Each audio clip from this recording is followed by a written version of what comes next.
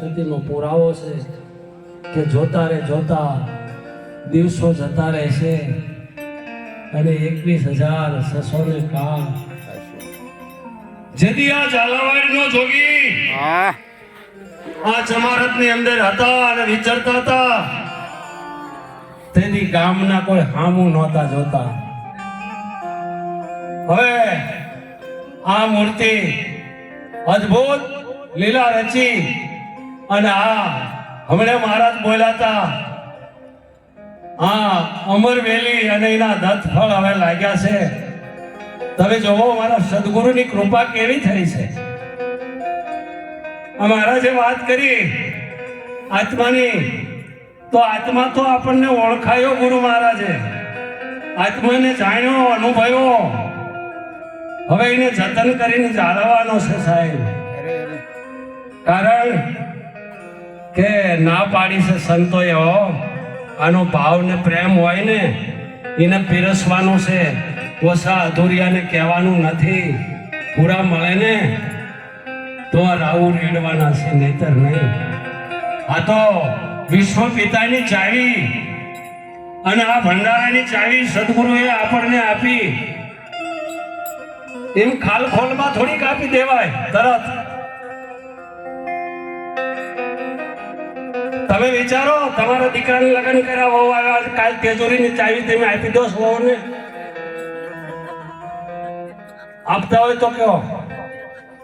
તો આ સદગુરુ, આ તો બાપ વિશ્વ પિતા છે, પરમ તત્વ પરમાત્મા, અને એની ચાવી જે આપણને મળી છે, હવે ધીરે ધીરે તાળા ખોલી અને અંદર પ્રવેશ કરવાનો છે.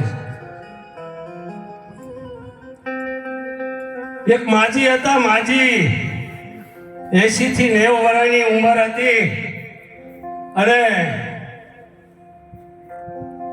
દીકરી લગ્ન કરી દીધા હતા અને સાસરે ગઈ હતી. એમાં કોઈ એવો સમય ટાઈમ આવ્યો, ટપાલ લઈને અને માજીને ટપાલ આપી. તા દીકરો વહુ પહોંચી ગયા, દીકરી અને જમાઈ. એટલે માજી મુશ્રીની ધારે બેઠા હતા, હાથમાં ટપાલ છે. ટપાલ આપીને વિયો ગયો. માજીએ ટપાલ જમાઈને આપી. દીકરી રસોડામાં ચા બનાવવા ગઈ એટલે જમાઈના હાથમાં ટપાલ હતી અને જમાઈ બેઠા બેઠા ટપાલ જોવે છે અને પટ આંગળા પડવા માંડ્યા.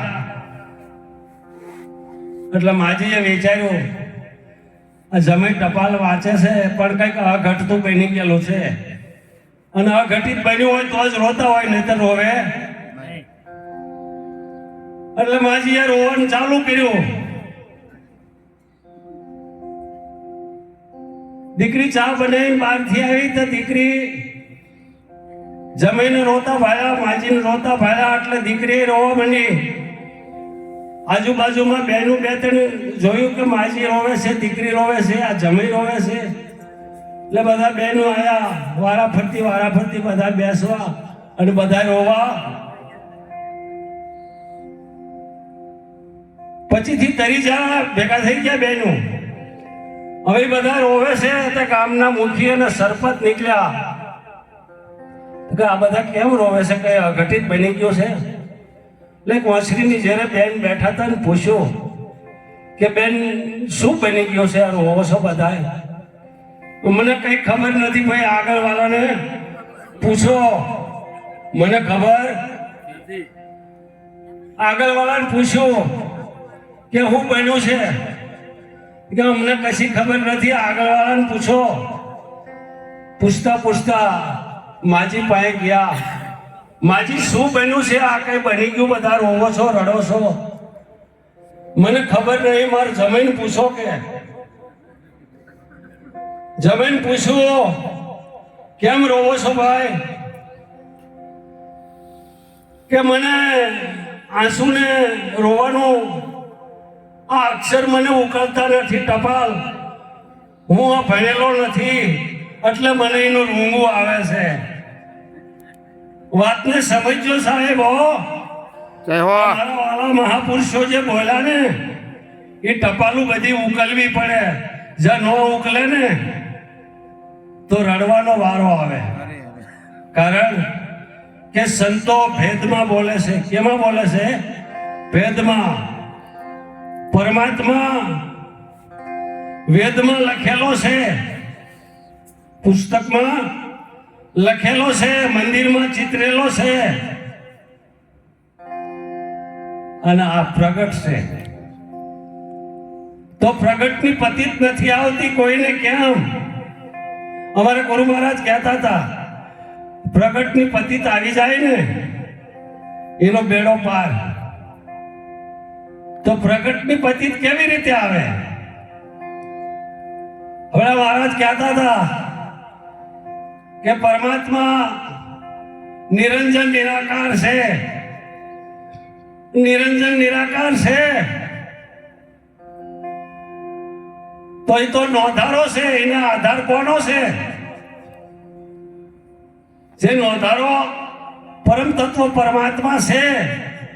કોઈ જગ્યા ખાલી નથી એના વગર એવો છે. તો એ આધાર એને કોનો છે? એને આધાર તમારો છે સાહેબ. નોંધારોનો આધાર બની અને પ્રગટ થઈ અને વિચરી રહ્યો છે, પણ એને કોઈ જોઈ જાણી શકતું. કારણ કે જે ભવાયો હતો એ જ રાજા બન્યો છે. જે બિસ્કિટ હતું એ જ હાર બન્યો છે. જે માટી હતી એ જ ઘડો બન્યો છે. સાહેબ તમે વિચારજો, આ ગોટલો આવ્યો ને એનો આંબો થયો, ડાળો પાંદ ને ફળ ને કેરીઓ આવી, પણ તમે એને થડમાં ખોદો ને ગોતો તો ગોટલો ચડે નહીં. તે ભાઈને પૂછ્યું ગોટલો ક્યાં છે? કે ગોટલો નથી ચડતો આમાં. થડ તો મોટું થઈ ગયું પણ ગોટલો ક્યાં ગયો? એ તો ગોટલાની ખબર નથી. કારણ કે જે ગોટલો હતો ને એનો જ આંબો થયો છે. જે પરમ તત્વ પરમાત્મા હતા ને એ જ મનુષ્ય રૂપે આંબો થઈને વિચરી રહ્યા છે. એટલે મહાપુરુષો કહે છે આંબો અમર છે રે તો કોક ભોમને ભાવે. શું છે? આંબો અમર છે કોક ભોમને ભાવે. તો આ ગુજરાતમાં બહુ થાય આમ, આપણે એનું ઓછા થાય. જો છે ને એવું કે નથી, પણ ખરેખર વાત સમજજો. મહાપુરુષોએ દ્રષ્ટાંત આપ્યું છે, સિદ્ધાંત અહીંયા સમજવાનો છે. દરેક જગ્યાએ જે દ્રષ્ટાંતો લખ્યા છે, દ્રષ્ટાંતો આપ્યા છે, એ દ્રષ્ટાંતને સમજવાના છે સાહેબ. કારણ કે જ્યાં લગી દ્રષ્ટાંત સિદ્ધાંત ઉપર નહીં આવે ત્યાં લગી આપણી સુરતા પકડાશે નહીં. આ ખેલ કોનો છે? સુરતાનો. તો કેવી રીતે સુરતા લાગી જાય અને એનું ઘર ગોતી લે તો પરમ તત્વ પરમાત્મા પોતાની પાસે છે. જે નોંધારો છે એ આધાર રૂપે બન્યો છે. નિરંજન નિરાકાર છે. બધા એવું કહે છે કે પરમાત્મા નિરંજન નિરાકાર છે, પણ નિરંજન નિરાકાર છે એ અરૂપ છે. અને અરૂપ છે એ સ્વરૂપ તમારું છે સાહેબ. અરૂપ છે એ સ્વરૂપ તમારું છે. જે મિયાન અને તરવાર જુદા છે, બંદૂકથી ગોળી જુદી છે. જે મકાનમાં રહેવા વાળો જુદો છે, એમ દેહથી આત્મા જુદો છે. અને જુદો છે એ નક્કી કર્યું મારા સદગુરુએ જુક્તિ મુક્તિથી. ક્યારે? જે નામ રૂપ ને ગુણ જીવ ઈશ્વર ને માયાનો ભેદ બતાવ્યો ત્યાં સવારામનો પુરાવો ઈંડ ફૂટો ને ગરજના ગાજી તરત સુરતા શબ્દને વાવા. જોવો તો ખરા મહાપુરુષોના પુરાવા. એક એક સંતોની વાત કે એક એક શબ્દ તમે વિચારો ને તમારે જ્ઞાન ગોતવાનો જવું પડે. જડી જાય તેમ હુંફળો લઈને હોવા બેહો ને તો તરત ખબર પડી જાય કે કેવી રીતે કાંકરા જાય છે અને કેવી રીતે દાણા જાય છે. અને પાટો આવડે ને એને આ ફાવે એવું છે. પોતા જ પાદરું ઉલાવે ને તો બધું હારે હારે ન જવું જોઈએ. આમ પાટો કરતા આવડે ને કાકરા વાયા રે અને પછી આમ કરીને કાઢે. આવી રીતે આ જ્ઞાન છે મારા વાલા. શબ્દને સમજજો, શબ્દની ધારા. એ હમણાં અમારે ચર્ચા થતી, દેવરાજ રામ મહારાજ હતા, બેઠા હતા ને ત્યારે શેઠ ચગાળશેની વાત કરતા છોકરાને ખાંડી નાખ્યો. હવે તમે વિચારો, વાત આવી વાત તો હજી ચાલુ જ છે. તો કે ખાંડ્યો અને પછી ખાંડ્યા પછી એને પીરસ્યો તો એને ઓલે ખાધું નહીં. શું કરવા કે વાંજ્યાનું ખાતો નથી. હવે છોકરો ખાંડી નાખ્યો એ અને એવું ખાય. ભગવાન એવા હોય, ગુરુ મહારાજ એવા હોય તો હોય. વાત સાચી છે, ખોટી નથી, ગલત નથી, પણ વાતને સમજવા નહીં. શું કહે છે? ચેલૈયો કહેશે ભાગું તો મારી ભૂમિકા લાગે, બોરિંગ નો જીલે ભાર. ચેલૈયો શું કહેશે? ભાગું તો મારી ભૂમિકા લાગે, બોરિંગ નો જીલે ભાર. ચેલૈયો સત નો સુકે, કોણ નો સત સુકે? શેલૈયો સત નો સુકે. જે શેલે રહે ને, તન મન ને ધન દેવ પછી શેલે રહે ને, એ કોઈ દી સત નો સુકે. એ પરમ તત્વ પરમાત્મા છે. અને મોહ મોભી દીકરાને ખાઈનો તો અને એ પીરસ્યો તો. અને તમારા તમે જોવો, તમે જયારે સદગુરુના ચરણે ગયા, તમારું શું કર્યું? તમારું મૃત્યુ કર્યું હતું અને માથા વગરના બનાવ્યા. અને માથા વગરના અત્યારે રખડો. તમે વિચાર કરજો, માથા વગરના કવિ અમારા પાળિયા છે ગામમાં ઘણાય. તે કે આ બધા કે છે ને તરવારે લડતા, માથા પડી ગયેલા ધડ લડે. એલા નો લડે ધડ, માથું પડી જાય ભાઈ ધડ રે. હા હા કે લડ્યા હતા ને. અમારા આ બધા જો માથા પડી ગયેલા ધડ લડે છે ને. આ સદગુરુ મોક્ષ, આ માથા પડી ગયા છે બાપ. એટલે મારા વાલા, મારે બહુ જાજુ બોલવું નથી.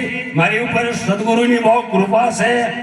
કેવી રીતે કે જ્યારે ગમે ત્યાં મેલાવડામાં, મેં ગુજરાતમાં મેલાવડામાં, અમારે કેતનરામ મહારાજ હતા, હમણાં જતા રહ્યા.